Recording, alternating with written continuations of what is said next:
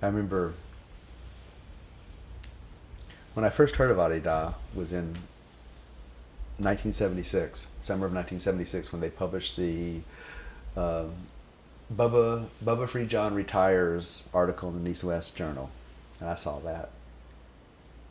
And because it had the devotee Frank Marrero was talking, which was my name, and which is unusual, and so I kind of piqued my interest, and then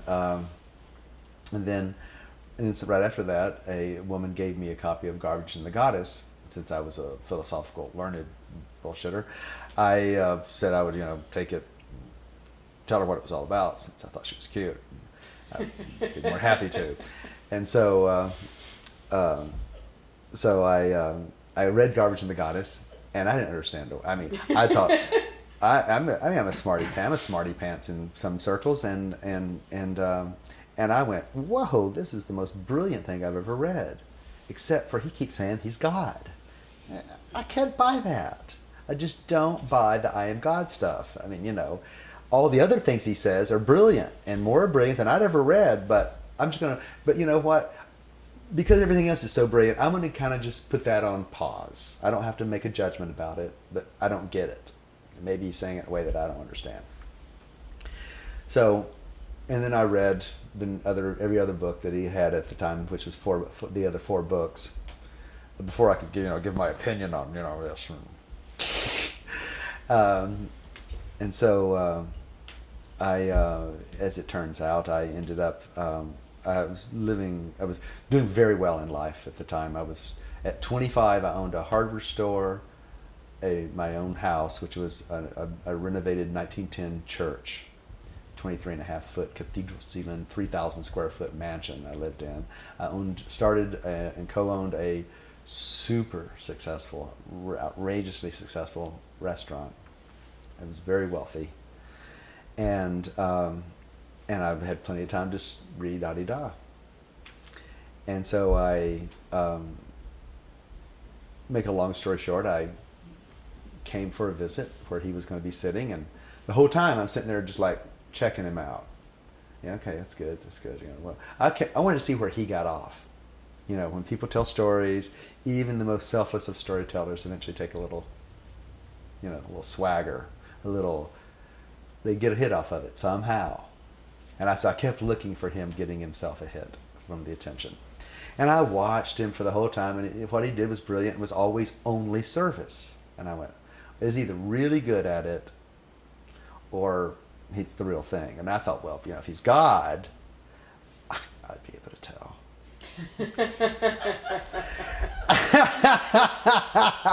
Because I'm cool, right? And smart and spiritual. And so I didn't see it. I didn't see him doing what I thought I would see him doing. But again, I've got to keep doubt. Bible, it says in the end days are going to be blah, blah, blah. And so I keep it all. But we decided to sell everything we owned and go live in service to him, which was substantial in ordinary terms. Happens to be the smartest thing I ever did or was forced to do. But anyway, we came, and I kept this egoic inquiry up. Where does he get off? He's brilliant, he's smart, he's all those things, but I don't see the I am God stuff. I mean, everything I see, I get subsumed into heightened states, I get critiqued in ways that are brilliant, but I still don't feel, underline, God, he's God. And I'm always like holding him off like this, evaluating him. And I was an honored student at the time, in terms of, I was a very serious student. So I was not like I wasn't applying myself, but I was nevertheless, but I didn't understand myself at all, of course, but I didn't understand even how I was holding him off. And then the day of the heart came, and I sat in the middle of all that. And while everybody was weeping at the effulgence of presence, I didn't feel anything. And I could see even that. I was like, wow, everybody's like really emotional today.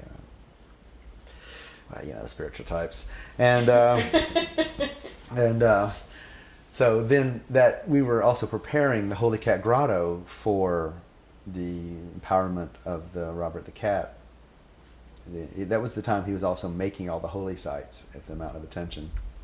And one of the things we did to the Holy Cat Grotto was there was a moss growing embedded in all the cracks of all the rocks.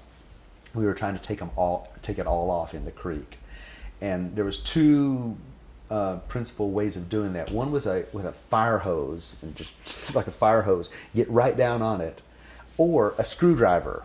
You just take a screwdriver and 1/4 inch by 1/4 inch peel the moss out of the rocks. And so I, of course, discovered that if you do both at once, if you were foolish enough to get with a screwdriver and get right into the moss while somebody blows it with a fire hydrant and just keep going blinking, you could get it really fast. You could do both of those. And so I was getting this huge thing. Unbeknownst to me, Beloved comes down and stands on the bridge there watching us, and he had a great kick out of it. And they turned off the water, and I emerge, and I look up, and we're about 8 feet apart, and he looks at me, and I look at him. It's the first time I knew that he saw me, not just me in a crowd, and he looks at me eye to eye and just laughs. I can still see it, him standing there on the Holy Cat Grotto bridge laughing at me. And so I was energized. He laughed. I was just pumped. I mean, it was like I'd done drugs. I mean, I was just, I worked. There was a crowd of 100 people there working over the hours past midnight, 1 o'clock in the morning. I'm the only one left. 2 o'clock in the morning. I'm by myself working. I worked until just before dawn. Worked the last 3 hours by myself. Just his transmission of his eyes, glance. What am I going to do? Go to sleep?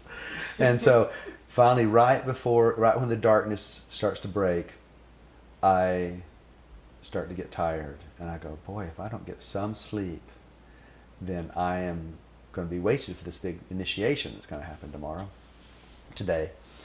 And so I laid down in that little pool across the creek, that little Indian pool across the creek. I laid down in there, and I got 2 rocks and placed it so this part of my body would be just out of the water, and the water would be my blanket. And I laid down there, and I slept for about an hour, floating in that water. And that was all the sleep I got. And the dawn came, and I came out of there, and that night we all put on our white clothes, and I sat on the opposite side while he was going to initiate everyone. And not everyone, the renunciate order, as it were, in those days.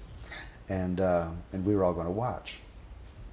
And I just thought it was going to be another time, like I'd seen him many times, where when he's there, I always said, it's very bright. That's kind of my personal experience of his formal company, was that it was bright. It was better than even being in the woods, which was the next best, closest thing to God I could think about. I'd go to woods, I could see beauty and feel something about the mystery of existence. And when he was around, it was kind of like that, but a little better, a little brighter. It was kind of the same. And that was what I thought the basic deal was. That when you got around him, there was kind of this heightening of awareness, and you could feel a churning of your own garbage from that intensity.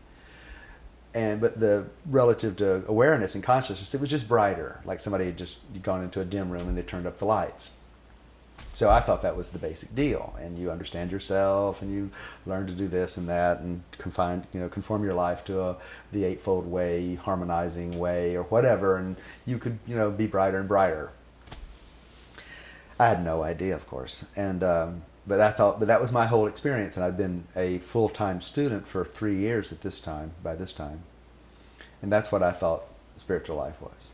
And the critiques were brilliant and wonderful enough. That was good enough for me, even without the little extra brightness. But the extra brightness was fine, and I liked it a lot and thought I was spiritual. And so I saw him, and it was evening, it was dusk, and I saw him coming over the hill. And I looked up, and in some sense, minding my own damn business and just kind of watching and like the spiritual tourist that I was. And but then I noticed that there's waves. I mean, I could see, actual sea, not sense, see these waves coming out of the wah, wah, wah, wah, wah, wah, wah, wah. And as the waves, I see them come through the air, and they would hit me and go, ooh, whoa. And I just went, whoa. I looked up and I went, wow. And I saw, here comes another one. Boom, boom, boom, blah, blah, blah, blah. And I was like, whoa, it's like coming. It's like drugs or, intoxications. And I kept watching. I'm like, wow, oh my.